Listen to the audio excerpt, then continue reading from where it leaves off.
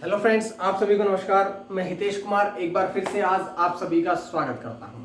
देखिएगा, आज है 28 मई और 28 मई से जितनी भी करंट अफेयर्स बनेंगी वो सारी की सारी हम आज की वीडियो में पढ़ने वाले हैं। इसके साथ साथ आप लोगों ने हिंदी की वीडियोस भी देखी होंगी। बहुत से हिंदी के पहले टॉपिक में की मैंने 5 वीडियो डाल दी है। आज आपकी छठी वीडियो भी आएगी, वो भी आपने जरूर देखनी है और कमेंट करके जरूर बताना है कि आपको ये सीरीज करंट अफेयर्स की और हिंदी की कैसी लग रही है। ठीक है, तो चलिए शुरू करते हैं आज की करंट अफेयर्स। बात करते हैं इसके बारे में, आपको बता ही देता हूं डेली कि इसका पीडीएफ जो है, इसके पीडीएफ को आप डाउनलोड कर सकते हैं कहीं से भी। ज्ञानकोश नाम से फेसबुक, टेलीग्राम, व्हाट्सएप और ज्ञानकोश नाम से ऐप है, आप कहीं से भी इसके पीडीएफ को डाउनलोड कर सकते हैं। तो चलिए शुरू करते हैं अब आज की करंट अफेयर्स। अब आज है 28 मई और आज की करंट अफेयर्स पढ़ने से पहले हम 2 दिवस है आज, पहले वो दोनों दिवस पढ़ेंगे, उसके पश्चात हम बात करेंगे आज की करंट अफेयर्स की। तो सबसे पहला प्रश्न क्या है? सबसे पहला जो आज का जो दिवस है वो है विश्व भूख दिवस। विश्व भूख दिवस, वर्ल्ड हंगर डे। आज का जो दिन है वो विश्व भूख दिवस के रूप में मनाया जाता है। बात कर लेते हैं इसके बारे में। देखिएगा, वर्ल्ड हंगर डे आज मनाया जाता है। इसका उद्देश्य क्या है? तो इस दिवस को मनाने का जो उद्देश्य है वो ये है कि कृषि उत्पादन है, जो किसान है उनकी उत्पादन को बढ़ावा देना, ताकि जो भोजन उपलब्ध, सभी लोगों को भोजन उपलब्ध कराया जाए। अगर किसानों को सहायता प्रदान की जाएगी, यदि खाद्य का अत्यधिक उत्पादन किया जाएगा तो जो लोग भूखे हैं उनको सहायता मिल सकेगी। यही इस दिवस को मनाने का मुख्य उद्देश्य है।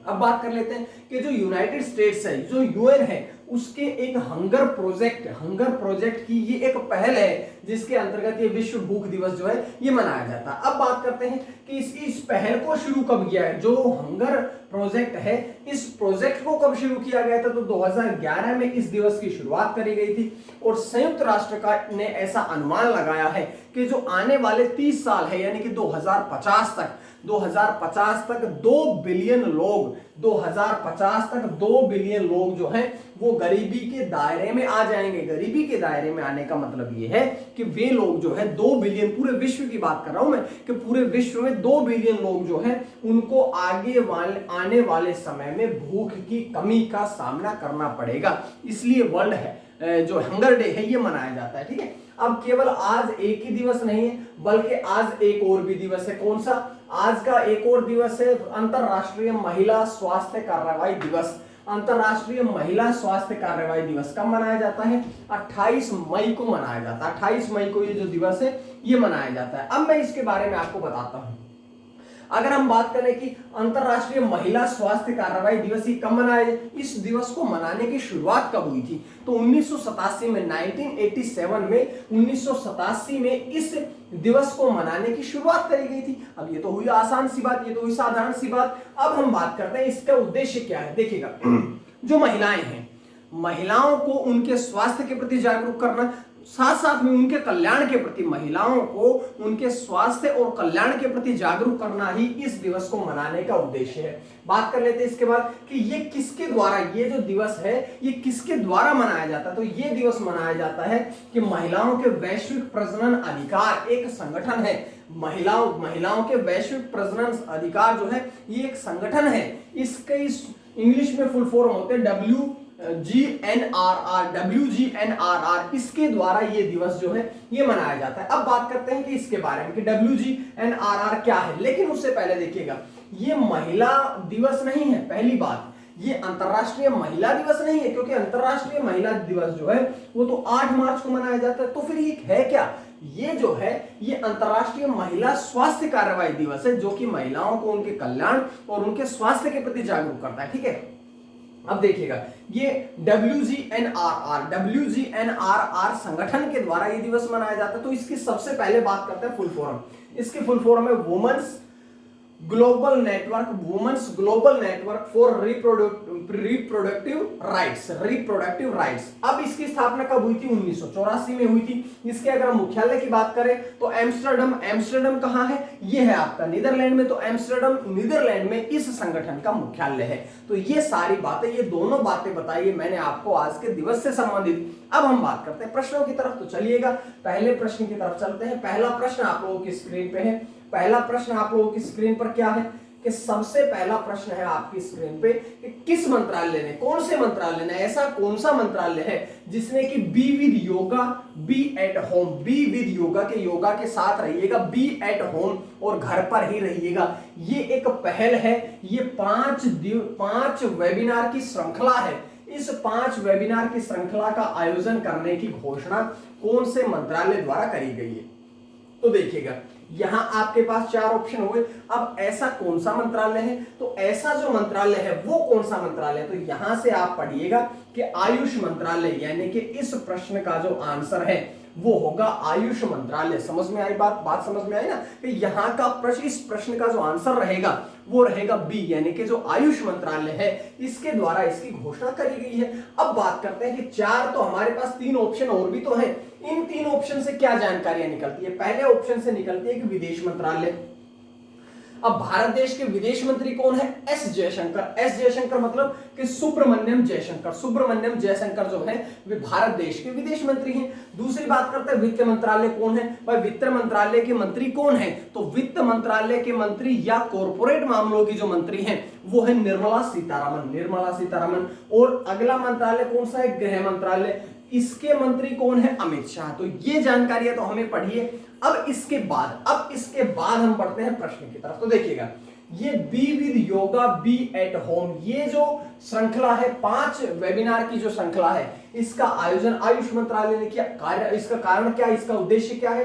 तो इसका उद्देश्य यह है कि जो कोरोना वायरस है इससे संबंधित इस कोरोना वायरस से संबंधित बहुत ही महत्वपूर्ण मुद्दे जो हैं, जैसे सैनिटाइजिंग करना, जैसे घरों में रहना, मास्क लगाना, इन सभी मुद्दों पर जागरूकता फैलाना, लोगों को इन सभी मुद्दों से संबंधित लोगों को जानकारियां प्रदान करना ही इसका मुख्य उद्देश्य है। बात करते हैं कि इस पहले वेबिनार का शुभ, क्योंकि देखिए श्रृंखला तो 5 वेबिनार की है, तो मैं आपसे पूछ रहा हूं कि पहला जो वेबिनार शुरू होगा, 5 वेबिनार की श्रृंखला का पहला वेबिनार कब शुरू होगा? तो क्योंकि ये बी विद योगा है तो योगा को ही चिन्हित करने के लिए अंतरराष्ट्रीय योगा दिवस जो कब होगा? 21 जून को होगा। तो इसका पहला वेबिनार जो है वो भी 21 जून को ही शुरू किया जाएगा। इंपॉर्टेंट जानकारी। उसके बाद देखिएगा कि क्योंकि हमने 3 मंत्रालय पढ़े थे, तीनों मंत्री, विदेश मंत्रालय के मंत्री भी पढ़ लिए थे, गृह मंत्रालय भी, कॉर्पोरेट और वित्त मामलों के मंत्री भी पढ़ ली थी। अब मैं आपसे बात करता हूं, हमने आयुष मंत्रालय के मंत्री के बारे में नहीं पढ़ा था। तो कौन है? इसके राज्य मंत्री स्वतंत्र प्रभार के हैं श्रीपद येशो नाइक। श्रीपद येशो नाइक जो है वे इस मंत्रालय के मंत्री हैं स्वतंत्र प्रभार के। तो समझ में आई इतनी सी बात? अगर इतनी बात समझ में आई तो आइएगा अब हम पढ़ेंगे आयुष मंत्रालय के बारे में। देखिएगा बड़ी इंपॉर्टेंट जानकारियां हैं। आयुष मंत्रालय, कोई भी मंत्रालय से संबंधित जब जानकारी होती है तो मैं आपके लिए जो फैक्ट्स हैं, जो जरूरी बातें हैं जानने की, वो सारी लेके आता हूं। अब हम बात करेंगे आयुष मंत्रालय के बारे में। तो देखिएगा आयुष मंत्रालय के बारे में अगर मैं आपसे बात करूं, आयुष मंत्रालय की सबसे पहले तो फुल फॉर्म AYUSH। तो सबसे पहले देखिएगा कि सबसे पहले हम पढ़ेंगे आयुर्वेदा, योगा एंड नेचुरोपैथी, यूनानी सिद्ध एंड होम्योपैथी। ये तो हुई इसकी फुल फॉर्म। अब इसी का अगर हम हिंदी में रूपांतरण करना चाहे तो आ से आयुर्वेद, योग, प्राकृतिक चिकित्सा, यूनानी सिद्ध और होम्योपैथी विभाग, ये इस आयुष में ही सब चीजें छिपी हुई है। ठीक है। उसके बाद देखिएगा अगर हम बात करें इसका उद्देश्य क्या है, तो इसका उद्देश्य है कि ये जितने भी टॉपिक लिखे हैं, जैसे आयुर्वेद है, योग है, प्राकृतिक चिकित्सा है, यूनानी सिद्ध और होम्यो, ये सारे जो विभाग हैं इन सभी विभागों की शिक्षा प्रदान करना और इन्हीं सारे विभागों के लिए नए नए अनुसंधान को बढ़ावा देना ही इस उद्देश्य, इस मंत्रालय का प्रमुख उद्देश्य है। और एक सबसे जरूरी बात और सुन लीजिएगा, इसका नाम आयुष मंत्रालय नहीं था। 2014 से पहले इसका नाम आयुष मंत्रालय नहीं था। तो फिर क्या नाम था? इसका नाम था आयुष विभाग। आयुष विभाग इसका नाम था। लेकिन आयुष विभाग नाम होने के बाद में 9 नवंबर 2014 को 9 नवंबर 2014 को आयुष विभाग में को विस्तृत किया गया। विस्तृत करने का मतलब क्या है? विस्तृत करने का मतलब है कि आयुष विभाग को ही बड़ा विभाग बना करके उसका नामकरण कर दिया था। क्या? आयुष मंत्रालय। ये नरेंद्र मोदी जब उस समय प्रधानमंत्री थे उस समय की ही बातें चल रही, हालांकि अभी भी वही प्रधानमंत्री है। तो इसकी स्थापना उस 2014 में 9 नवंबर 2014 में करी गई थी। ठीक है, तो ये सारी जानकारियां हमने पढ़ी है इस प्रश्न से। अब देखिएगा, इतनी सारी जानकारियां तो हमने पहले प्रश्न से पढ़ ली। इसी प्रकार से आप लोगों ने करंट अफेयर्स को तैयार करना है। ठीक है, चलिए अगले प्रश्न। अगला प्रश्न क्या है? प्रश्न नंबर 2 आपकी स्क्रीन पे। भाई प्रश्न नंबर 2 क्या है आपकी स्क्रीन पे? देखिएगा कि फेक बस्टर एक नया डिटेक्टर जो है ये लॉन्च किया गया है। अब ये विकसित किया गया, तो जो फेक बस्टर है ये डिटेक्टर किसके द्वारा ये शुरू किया गया है? तो फेक बस्टर जो है ये एक डिटेक्टर है जिसको शुरू किसने किया है? तो देखिएगा 4 ऑप्शन आप लोगों के पास है। ये किसके द्वारा शुरू किया गया है, विकसित किया गया है? तो ये आईआईटी रोपड़ के द्वारा। आईआईटी रोपड़, यानी कि इसका आंसर जो है वो ऑप्शन डी होगा। इसका आंसर जो है वो कौन सा होगा? Option D.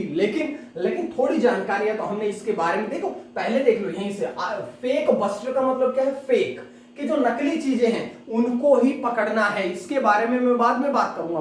पहले बात करूंगा चारों ऑप्शन के बारे में। तो देखिएगा, सबसे पहले आईआईटी दिल्ली की स्थापना कब हुई थी? 1961 में हुई थी। इसके डायरेक्टर की अगर हम बात करें तो doctor V Chidambaram IIT Delhi के निदेशक हैं, डायरेक्टर हैं। उसके बाद में दूसरा है आईआईटी मुंबई। आईआईटी बॉम्बे है, आईआईटी बॉम्बे, क्योंकि पुराना नाम मुंबई का बॉम्बे ही था तो उसी से इसका नाम चला रहा है। अब मैं बात करता हूं उसकी स्थापना कब हुई थी? 1998 में हुई थी। निदेशक डायरेक्टर कौन है? तो डॉक्टर सुभाषिष चौधरी जो हैं वे आईआईटी बॉम्बे के कौन है? डायरेक्टर हैं, निदेशक हैं। बात करते हैं आईआईटी खड़गपुर। 1951 में ऐसा मानिएगा कि इन तीनों में जो सबसे पहले स्थापित हुआ था वो हुआ था आईआईटी खड़गपुर, जिसके निदेशक कौन है? वीरेंद्र कुमार तिवारी, वी के तिवारी जो हैं वे आईआईटी खड़गपुर के वर्तमान में डायरेक्टर हैं, निदेशक हैं। ठीक है, तो ये तो सारी जानकारी हमने ऑप्शन से पढ़ी। अब मैं आपसे बात करता हूं। देखिएगा, अगर प्रश्न की तरफ चले तो यहां प्रश्न से आप देखिएगा कि फेक बूस्टर का मतलब क्या है? कि जो नकली चीजें हैं देखिएगा, सबसे पहले तो बात करिएगा आईआईटी रोपड़ के द्वारा ये शुरू किया गया है। ठीक है, बात करते हैं कि उसने किसके सहायता से? तो ऑस्ट्रेलिया के मोनाश विश्वविद्यालय, यानी कि आईआईटी रोपड़ और मोनाश विश्वविद्यालय जो कि ऑस्ट्रेलिया का है, उसने मिलकर के इसको शुरू किया है। बात करता हूं दूसरी, इसका उद्देश्य क्या है? देखिए, आप लोग ऐसा देखते होंगे कि जो बच्चे हैं जूम के द्वारा या इनके द्वारा अब उनकी ऑनलाइन क्लासेस चल रही है, या बहुत बार ऐसा होता है कि ऑनलाइन मीटिंग्स भी ली जाती है। अब मीटिंग्स में या ऑनलाइन क्लासेस होती है, वहां पर आप मोबाइल ऑन कर देते हैं, लैपटॉप ऑन कर देते हैं, फिर चले जाते हैं, इधर उधर घूमते रहते हैं। ठीक है, तो इसी फेक चीज को ही पकड़ने के लिए जो वीडियो कॉन्फ्रेंसिंग में जो भाग लेते हैं, जो पार्टिसिपेट करते हैं, वे केवल ऑन करके कैमरे को कहीं चले जाते हैं, अपना काम करते हैं। तो इसी फेक चीज को पकड़ने के लिए ही इस फेक बूस्टर का अब विकास किया गया है। ठीक है, अब इसके द्वारा क्या होगा कि वीडियो कॉन्फ्रेंसिंग या मीटिंग के दौरान जो हेराफेरी करते हैं उन सबको पकड़ा जाएगा। उसके बाद जो मीटिंग्स में धोखेबाजी करते हैं उन सबको पकड़ा जाएगा, मतलब उन सबका पता लगाया जाएगा। पकड़ा जाएगा वो नहीं है, मतलब पता लगाया जाएगा उनके बारे में। अब देखिएगा, जो 2 ऑनलाइन इस प्रकार के जो कॉन्फ्रेंसिंग को सबसे ज्यादा करते हैं, सबसे पहले स्काइप, दूसरा है जूम। अब आप देखिएगा, जितनी भी जो मीटिंग्स होती है वो स्काइप या जूम के द्वारा होती है। तो इन दोनों पर इसका परीक्षण भी किया जा चुका है और ये परीक्षण जो किया गया था, ये भी कैसा परीक्षण किया गया था? तो ये परीक्षण भी कैसा रहा? सफल रहा। मतलब अब अगर इस फेक बूस्टर का प्रयोग किया जाएगा तो जो फेक व्यक्ति है वीडियो कॉन्फ्रेंसिंग में, मीटिंग्स में, उन वे सब पकड़े जाएंगे। ठीक है, अब देखिएगा, ये ऑनलाइन और ऑफलाइन दोनों रूप से कार्य कर सकता है। ऑनलाइन और ऑफलाइन दोनों। ऑनलाइन तो क्योंकि मीटिंग्स तो ऑनलाइन ही होती है, लेकिन बहुत बार ऐसा होता है कि आप बाद में देखते हैं उन मीटिंग्स को, तो ये ऑफलाइन भी काम करने में सक्षम है। ठीक है, तो ये तो जानकारी यहां से थी, लेकिन देखिएगा हमने आईआईटी रोपड़ के बारे में हमने नहीं पढ़ा था। तो सबसे पहले Indian institute of technology, Indian institute of technology जो है वो आईआईटी की फुल फॉर्म है। उसके बाद में मैं बात करता हूं कि इसकी स्थापना कब हुई थी। तो आईआईटी रोपड़ की स्थापना 2008 में करी गई थी। निदेशक डायरेक्टर की बात करें तो पीके रैना इसके निदेशक है। अगर इसकी स्थिति की बात करें, स्थिति मतलब कहां पर स्थित है, तो ये रूपनगर पंजाब, रूपनगर पंजाब में ये स्थित है। ठीक है, तो इस प्रकार से एक एक पॉइंट्स को आपके सामने लेके आ रहा हूं। ठीक है, अब देखिए बात करते हैं अगले प्रश्न की। अगला प्रश्न क्या है? प्रश्न नंबर 3 आपकी स्क्रीन पे है। तो प्रश्न नंबर 3 क्या है? प्रश्न नंबर 3 जो आपकी स्क्रीन पे है वो है कि 2011 पीजीए चैंपियनशिप 2021 की पीजीए चैंपियनशिप के विजेता कौन बने हैं? कौन ऐसे व्यक्ति हैं जिन्होंने ये जो पीजीए चैंपियनशिप है 2021 की, ये पीजीए चैंपियनशिप जीती है? तो बात करते हैं इसके बारे में। देखिएगा 4 ऑप्शन आप लोगों के पास है और ऐसे ऑप्शन लेके आता हूं जो सारे ही विजेता हैं, किसी ना किसी चीज के सारे ही विजेता है। तो ऐसे में थोड़ी सी कंफ्यूजन हो जाती है, तो ध्यान रखिएगा इस प्रकार, क्योंकि आपके सामने जब 4 ऑप्शन रहेंगे, चारों ही विजेता रहेंगे, तभी तो आपको मशक्कत करनी पड़ेगी ना आंसर लगाने में। तो ऐसे ही आपने मेहनत करनी है। फिल मिकेल्सन जो है वे अब इसके चैंपियन बने हैं, पीजीए चैंपियनशिप 2021 के विजेता बने हैं। लेकिन जैसा कि मैंने कहा कि चारों ही चैंपियन हैं। चारों चैंपियन किस किस के हैं, चलिएगा बात करते हैं। सबसे पहले नोवाक जोकोविच ने 2021 में ऑस्ट्रेलियन ओपन खिताब जीता था पुरुषों की तरफ से। ठीक है, क्योंकि नाम में थोड़ी कंफ्यूजन ना रहे इसलिए मैंने आपके सामने लिख दिया है MFM, M मतलब male, F female, M male. ठीक है, तो पुरुषों की 2021 का जो ऑस्ट्रेलिया ओपन था उसके विजेता कौन बने थे? नोवाक जोकोविच। अब एक बात और ध्यान रखिएगा कि जो ये ओपन खिताब होते हैं ये साल में 4 होते हैं, मुख्य 4 हैं, वैसे तो बहुत होते हैं लेकिन मुख्य इनकी संख्या कितनी है? 4 होती है। ठीक है, अब मैं बात करता हूं आपसे, नाओमी ओसाका कौन है? नाओमी ओसाका ने भी 2021 का ऑस्ट्रेलियन ओपन महिलाओं का खिताब जीता था। और अगर मैं बात करूं राफेल नडाल, तो राफेल नडाल भी विजेता है 2020 के फ्रेंच ओपन खिताब के। पुरुष विजेता कौन है? राफेल नडाल है। ठीक है, तो ये सारी बातें मैं आप लोगों के सामने ले आया हूं। अब बात करते हैं इस प्रश्न की। तो 2021 का जो पीजीए चैंपियनशिप है ये जीता है फिल मिकेल्सन कौन है? वे अमेरिकी के पेशेवर गोल्फर है। गोल्फ गेम की बात कर रहा हूं। गोल्फ गेम आपने देखा होगा, एक स्टिक होती है क्रिकेट की तरह, उसको ऐसे घुमा के मारा जाता है, वो गोल्फ की बात कर रहा हूं मैं। ठीक है, ये अगर हम बात करें तो फिल मिकेल्सन का कौन सा खिताब है? तो ये उनका छठा खिताब है। ये बात आपको पता चली। अब एक जो सबसे रिकॉर्ड बनाने वाली बात बता रहा हूं मैं आपको कि जो फिल मिकेल्सन है वे 50 साल 11 महीने और 7 दिन की उम्र में, 50 साल 11 महीने 7 दिन यानी कि लगभग 51 साल की उम्र में जीतने वाले इसे सबसे उम्र दराज खिलाड़ी बने हैं। उम्र दराज का मतलब क्या होता है कि सबसे ज्यादा उम्र के खिलाड़ी बने हैं। सबसे ज्यादा उम्र के खिलाड़ी बने हैं कौन? वे बने हैं फिल मिकेल्सन। ठीक है, समझ में आई बात? अब एक बात समझ लीजिएगा, अगर वो वर्तमान अब बने हैं 2021 में बने हैं तो 2021 से पहले कौन थे? भाई उनसे पहले भी तो कोई हो गया ना। तो उनसे पहले कौन थे कि जूलियस बोरोस वे भी अमेरिका के ही थे। जूलियस बोरोस जो थे वो इससे पहले थे। उन्होंने 1968 में ये कारनामा किया था और 1968 से लेकर के अभी तक वो रिकॉर्ड टूटा नहीं था, जो अब किसने तोड़ दिया है? फिल मिकेल्सन ने। उन्होंने कितनी उम्र में किया था?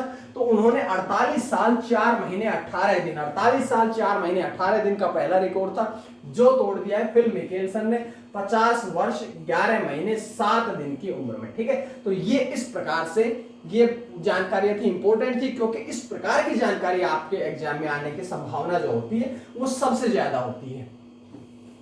अब आइएगा प्रश्न नंबर 4 की तरफ। तो प्रश्न नंबर 4 क्या है कि मोहाली अंतरराष्ट्रीय हॉकी स्टेडियम, मोहाली जो है अंतरराष्ट्रीय हॉकी स्टेडियम का नाम बदल दिया गया है। और अगर मोहाली स्टेडियम का नाम बदल दिया गया तो अब उसका नाम नया क्या रखा गया? तो पहले मेरी बात सुनिएगा कि बीजेपी सरकार आने के पश्चात आपको हर महीने कोई ना कोई नाम परिवर्तन की घोषणा सुनने में मिलती होगी, और अगर सुनने में आई है तो अब मोहाली अंतरराष्ट्रीय क्रिकेट स्टेडियम जो है उसका नाम बदल के क्या रख दिया गया है? तो उसका नाम बदल के रख दिया गया है बलबीर सिंह सीनियर। बलबीर सिंह सीनियर जो है वे प्रसिद्ध हॉकी खिलाड़ी थे।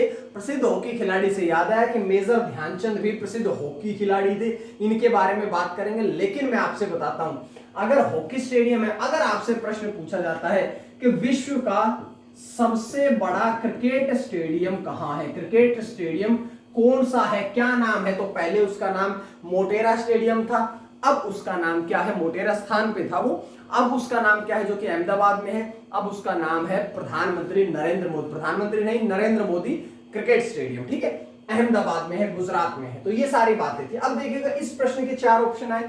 सबसे पहला है मेजर ध्यानचंद। मेजर ध्यानचंद जो है वे प्रसिद्ध हॉकी खिलाड़ी थे और किस नाम से जाने जाते थे, तो प्रसिद्ध हॉकी खिलाड़ी थे, उन्हें हॉकी का जादूगर भी कहा जाता है। उनके बारे में खास बात कही जाती है कि जब बॉल उनकी हॉकी स्टिक में आ जाती थी तो किसी को दिखाई नहीं देती थी, इसीलिए उनको क्या कहा गया, हॉकी का जादूगर कहा गया था, ठीक है। उसके बाद में कपिल देव की बात करें तो कपिल देव जो है 1983 world cup, cricket world cup जब हुआ था तो भारतीय टीम के कौन थे, भारतीय क्रिकेट टीम के कैप्टन थे, ठीक है, भारतीय क्रिकेट टीम के कौन थे, कैप्टन थे। तो ये सारी बातें आपको पता चली। अब Balbir Singh senior international hockey stadium उसका नाम पड़ा। अब मैं बात करता हूं रवि शास्त्री कौन है, तो रवि शास्त्री जो है पूर्व भारतीय क्रिकेटर रह चुके हैं और वर्तमान में वो सबसे महंगे कोच भी थे, जो कि भारतीय टीम के ही थे। सबसे महंगे वर्ल्ड में, विश्व में सबसे ज्यादा फीस लेने वाले कोच भी कौन है, रवि शास्त्री है। लगभग 10 करोड़ रुपए उनकी सालाना उनकी फीस जो होती थी भारतीय क्रिकेट टीम के, जब वो कोच है, ठीक है। तो ये बातें आपको पता चली। अब बात करते हैं, देखिएगा नया पूरा नाम अगर हम बात करें तो Balbir Singh senior international hockey stadium इसका पूरा नाम है। दूसरी बात करें कि ये घोषणा किसके द्वारा करी, भाई ये जो Balbir Singh cricket international cricket stadium है, हॉकी स्टेडियम है, ये तो पंजाब में है, तो इसकी घोषणा भी कौन करेगा, पंजाब सरकार ही करेगा। सिंपल सी बात है, अमरिंदर सिंह वहां के मुख्यमंत्री हैं, ये बात भी मैं बता चुका हूं आपको। अब वे हॉकी के महान खिलाड़ी थे, देखिएगा वे हॉकी के महान खिलाड़ी थे, उनका निधन तो पिछले वर्ष ही हो चुका है, 25 मई 2020 को ही उनका निधन हो चुका है, लेकिन अब इस हॉकी स्टेडियम का नाम बदल दिया गया है। बात कर लेते, देखिएगा ये है बलबीर सिंह सीनियर, ठीक है। ये हॉकी इंडिया ने अपना किया हुआ कमेंट मैंने आपके सामने रखा है। अब बात करते हैं कि जो बलबीर सिंह थे वो 3 world cup, hockey cricket world cup, देखिएगा ओलंपिक 1948 लंदन, हेलन सिंह की 1952, मेलबर्न 1956, इनमें जो स्वर्ण पदक जीता था इस टीम के खिलाड़ी थे, इस टीम के खिलाड़ी रह चुके हैं। उसके साथ साथ में उन्होंने एक रिकॉर्ड बनाया था, 1952 का जो वर्ल्ड कप वो ओलंपिक गेम था, उसके फाइनल में भारत ने नीदरलैंड को 6-1 से हरा दिया। नीदरलैंड को कितने से हराया था, 6-1 से हराया था। और उसी मैच में इन्होंने बलबीर सिंह सीनियर ने रिकॉर्ड बनाया था। क्या रिकॉर्ड बनाया था कि 5 गोल करने वाले खिलाड़ी, इन 6 गोल में से 5 गोल किसके थे, बलबीर सिंह सीनियर के थे। तो ये सारी बातें इंपॉर्टेंट, ये रिकॉर्ड की बात है, तो इस प्रकार की बातें भी आपने पढ़नी है। साथ साथ में पंजाब सरकार ने 2019 में उन्हें एक पुरस्कार दिया था। कौन सा पुरस्कार दिया था, महाराजा रणजीत सिंह पुरस्कार। महाराजा रणजीत सिंह पुरस्कार जो था, क्योंकि पंजाब सरकार द्वारा दिया जाता है, तो ये पुरस्कार उन्हें कब दिया गया था, 2019 में दिया गया था, ठीक है।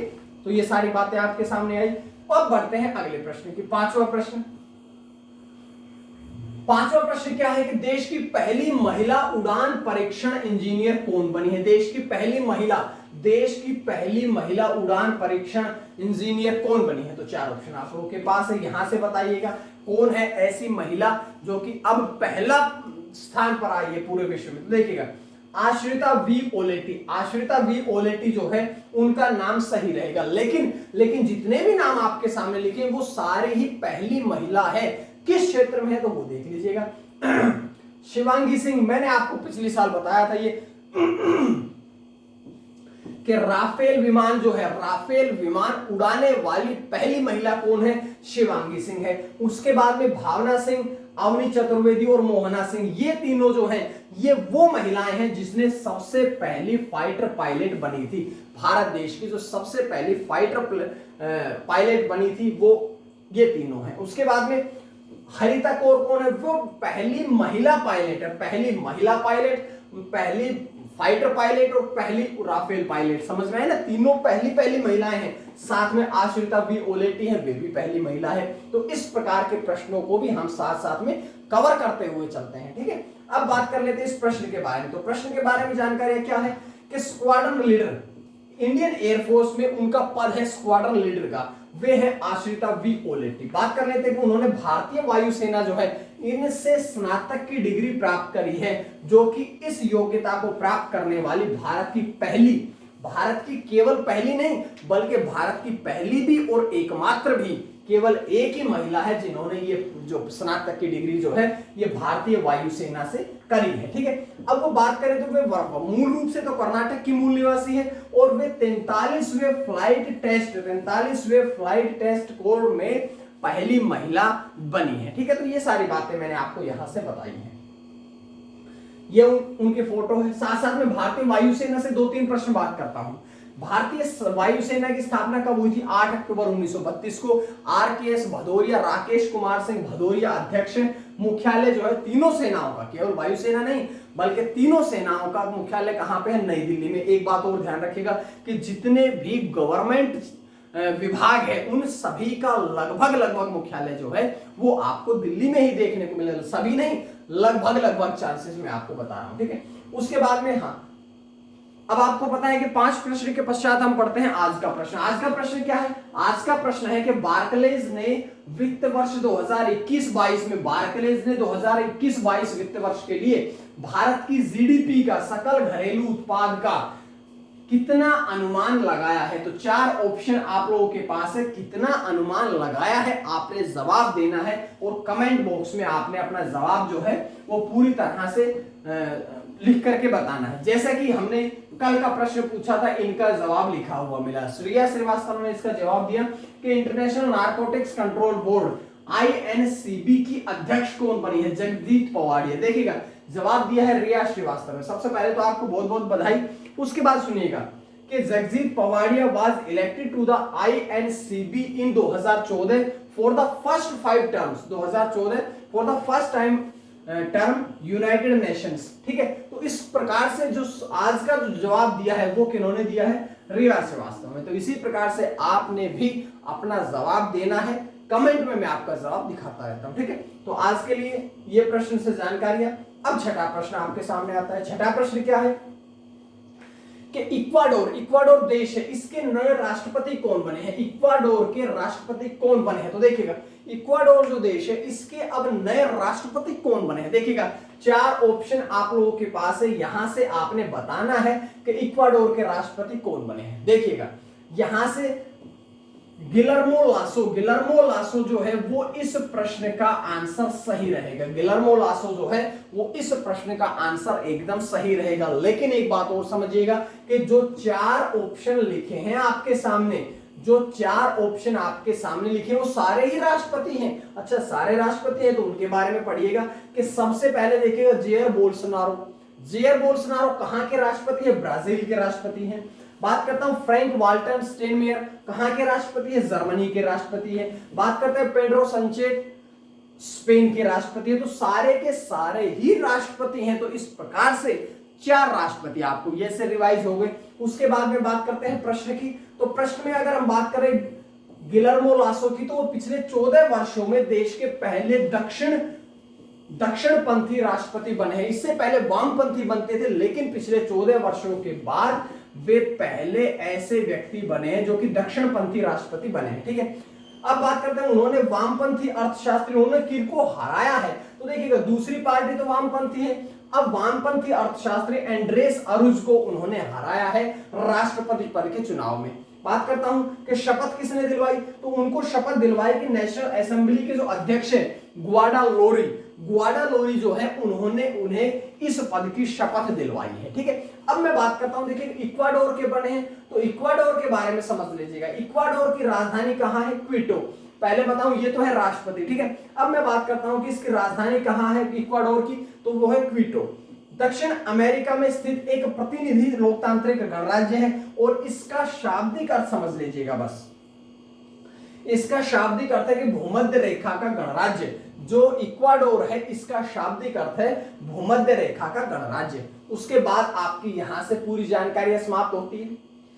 अब आपके सामने आता है प्रश्न नंबर 7। तो प्रश्न नंबर 7 क्या है, देखिएगा प्रश्न नंबर 7 क्या है। प्रश्न नंबर 7 है कि किस राज्य ने लक्ष्मी भंडार परियोजना, कौन सा ऐसा राज्य है जिसने की लक्ष्मी भंडार परियोजना जो है ये शुरू करी है। लक्ष्मी भंडार परियोजना कौन से राज्य के द्वारा शुरू करी गई। तो ये 4 ऑप्शन आप लोगों के पास रहे, यहां से आप बताइएगा कि कौन सा ऐसा राज्य है जिसने ये परियोजना शुरू करी है। तो ये ऐसा राज्य बना है पश्चिम बंगाल। पश्चिम बंगाल ऐसा राज्य बना है जिसने की लक्ष्मी भंडार परियोजना जो है ये शुरू करी है। बात करते हैं इसके बारे में, देखिएगा कि इसकी घोषणा किसने करी है, मुख्यमंत्री ममता बनर्जी। और ममता बनर्जी से एक बात याद रखिएगा कि ममता बनर्जी जो है वो तीसरी बार पश्चिम बंगाल की मुख्यमंत्री बनी है, ठीक है। अध्यक्षता किसने करी कि जब इसकी घोषणा करी गई थी तो उस मीटिंग की या उस सभा की अध्यक्षता किसने करी थी, तो मुख्य सचिव अल्पन बंदोपाध्याय द्वारा इस समिति की अध्यक्षता करी गई थी। साथ साथ में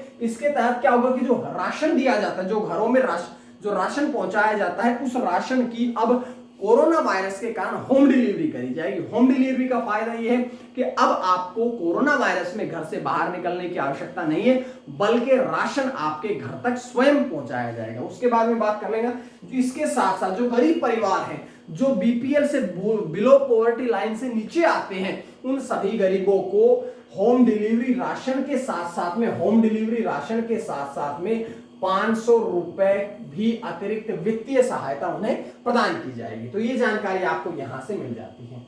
उसके बाद प्रश्न नंबर 8 क्या है कि बोडोलैंड विभाग, बड़ा इंपॉर्टेंट प्रश्न मैं आपको बता रहा हूं। बोडोलैंड विभाग जो है इसकी स्थापना किस राज्य द्वारा करी गई। बोडोलैंड विभाग जो है इसकी स्थापना कौन से राज्य द्वारा करी गई है। तो यहां से देखिएगा कौन सा ऐसा राज्य है जिस राज्य ने बोडोलैंड की स्थापना करी है। तो बड़ा इंपॉर्टेंट प्रश्न बताने जा रहा हूं, यहां से देख लीजिएगा असम राज्य, यानी कि इस प्रश्न का तो ऑप्शन हो जाएगा असम। लेकिन जो इंपॉर्टेंट जानकारी है इसके बाद इस स्लाइड के बाद पढ़ेंगे। गोवा पहले ऑप्शन पे लिखा है, तो गोवा से प्रश्न कई बार बनता है कि देश का सबसे छोटा राज्य किस दृष्टि से, क्षेत्रफल की दृष्टि से कौन सा है, गोवा है। लेकिन अगर हम क्षेत्रफल ना पढ़े, हम जनसंख्या पढ़े, तो जनसंख्या की स्थिति से सबसे छोटा जो राज्य होगा वो कौन सा होगा, सिक्किम हो जाएगा। सबसे बड़ा राज्य जनसंख्या की दृष्टि से उत्तर प्रदेश हो जाता है। और अगर क्षेत्रफल की दृष्टि से पूछा जाए तो क्षेत्रफल की दृष्टि से आपका राजस्थान हो जाता है सबसे बड़ा, ठीक है। तो ये सबसे बड़े सबसे छोटे की बात हो गई। अब आइए प्रश्न की तरफ कि इसका उद्देश्य क्या है। जो बोडोलैंड विभाग की स्थापना करी गई है इसका उद्देश्य क्या है, तो इसका उद्देश्य यह है कि जो बोडोलैंड प्रादेशिक क्षेत्र है इसके तहत 4 जिले आते हैं और इन 4 जिलों से संबंधित जितने भी मुद्दे होते हैं, जितनी भी परेशानियां होती हैं, जितनी भी समस्याएं होती हैं, उन सभी का निपटान करना, उन सभी समस्याओं को दूर करना ही इसका मुख्य उद्देश्य है। बात कर लेते हैं इसके जो 4 जिले कौन कौन से। तो सबसे पहले चिरांग, बाक्सा, उदलगुड़ी और कोकराझार ये 4 ऐसे जिले हैं जिनको इसके अंतर्गत बोडोलैंड विभाग के अंतर्गत रखा गया है, ठीक है। अब मैं बात करता हूं कि बोडोलैंड के मामले में पहले क्षेत्र जनजाति और पिछड़ा वर्ग कल्याण विभाग के अधीन था। पहले तो ये इस विभाग के अधीन था, ये 4 जिले थे, लेकिन अब किसके अधीन कर दिए गए, बोडोलैंड विभाग के अंतर्गत। अब बोडोलैंड क्या है इसके बारे में देखिएगा। ये आपका आता है असम, और असम राज्य में ये 4 ऐसे जिले हैं जिन्हें बोडोलैंड के अंतर्गत आएंगे, ठीक है। 1 2 3 4 ये 4 जिले ऐसे हैं जो इसके अंतर्गत आएंगे। मैप के द्वारा आप देख सकते हैं। बात करते हैं कि बोडोलैंड क्षेत्रीय परिषद जो है ये एक प्रशासनिक विभाग है। कौन से राज्य का, तो ये असम राज्य का प्रशासनिक विभाग है, ठीक है। ये बात समझ में आई, जिसकी स्थापना 10 फरवरी 2003 में करी गई थी। पुराना नाम मैं आपको पिछले स्लाइड में बता चुका हूं, मैंने बताया था कि इसका पुराना नाम क्या था, क्षेत्र जनजाति और पिछड़ा वर्ग कल्याण विभाग इसका पुराना नाम था। और अब आखिरी बात यह है कि ये जो 4 जिले हैं ये असम राज्य की लगभग 11% आबादी को कवर कर लेते हैं। 11% आबादी को ये 4 जिले जो हैं ये कवर कर लेते हैं, ठीक है। जिसके बाद आइए अगले प्रश्न की तरफ। प्रश्न नंबर 9 क्या है, प्रश्न नंबर 9 आपकी स्क्रीन पे है कि रुडोल्फ वी शिंडलर पुरस्कार जीतने वाले देखिएगा पहले भारतीय कौन है, पहले भारतीय व्यक्ति जिन्होंने रुडोल्फ शिडलर पुरस्कार जो है ये जीत लिया है। तो पहले व्यक्ति ऐसे कौन बने हैं, तो पहले व्यक्ति बने हैं doctor D Nageshwar Reddy. Doctor D Nageshwar Reddy जो है वो इस पुरस्कार को जीतने वाले पहले भारतीय बने हैं। बात करता हूं कि हरगोविंद खुराना, उनको भी पुरस्कार दिया गया था। नोबेल पुरस्कार कब दिया गया था? 1968 में। किस क्षेत्र का? चिकित्सा क्षेत्र का। उसके बाद में सुब्रमण्यम चंद्रशेखर, उनको भी नोबेल पुरस्कार दिया गया था। कब दिया गया था? 1983 में। किस क्षेत्र का? तो भौतिक विज्ञान क्षेत्र का। उसके बाद में वेंकटरमन रामकृष्णन, उनको भी नोबेल पुरस्कार दिया गया था। कब दिया गया? 2009 में। किस क्षेत्र का? तो रसायन क्षेत्र का उन्हें नोबेल पुरस्कार दिया गया था। और अब ये जो पुरस्कार को जीतने वाले पहले हैं वो है डॉक्टर डी नागेश्वर रेड्डी। ठीक है, अब देखिएगा प्रश्न की जानकारी ये है कि अगर हम डॉक्टर डी नागेश्वर रेड्डी की बात करें तो वे एआईजी अस्पतालों के अध्यक्ष हैं। साथ साथ में वे पद्म पुरस्कार से सम्मानित किए जा चुके हैं और वे प्रसिद्ध गैस्ट्रो एंट्रोलॉजिस्ट है। गैस्ट्रो एंट्रोलॉजिस्ट कौन है? वे हैं डॉक्टर डी नागेश्वर रेड्डी, जिन्हें इस पुरस्कार से सम्मानित किया गया है। अब बात करते हैं ये जो पुरस्कार है किसके द्वारा दिया जाता है? ये डॉक्टर शिंडलर के नाम से ये पुरस्कार का नाम रखा गया। इस पुरस्कार का नाम डॉक्टर शिंडलर के नाम से रखा गया। और एक बात और समझ लीजिएगा कि इसे दिया किसके, जो डॉक्टर शिंडलर थे उन्हें किस नाम से जाना जाता है? तो वे गैस्ट्रोस्कोपी का जनक कहे जाते हैं। गैस्ट्रोस्कोपी जो है वे इसके जनक कहे जाते हैं, डॉक्टर शिंडलर, जिनके नाम से ये पुरस्कार जो है ये दिया जाता है। ठीक है, उसके बाद में आज के अंतिम प्रश्न की तरफ। तो देखिएगा आज का अंतिम प्रश्न आप लोगों की स्क्रीन पे है। क्या है कि वर्ष 2021 में $1 बिलियन के वैल्यूएशन को पार करने वाला 14वां भारतीय स्टार्टअप कौन सा बना? तो 14वां भारतीय स्टार्टअप कौन सा बना? बेटा, सेटा, जेटा, क्रेटा, ऐसे आप लोगों के सामने ऑप्शन है। तो यहां से देखिएगा ऑप्शन सी जो है वो आपका यहां से एकदम सटीक आंसर रहेगा। ठीक है, इसके बारे में बात कर ले तो देखिएगा जेटा हिंदी में भी लिख दिया, इंग्लिश में भी। क्या है? ये एक बैंकिंग प्रौद्योगिकी स्टार्टअप है और इस स्टार्टअप में ये जो स्टार्टअप है ये लगभग 8 देशों में फैला है।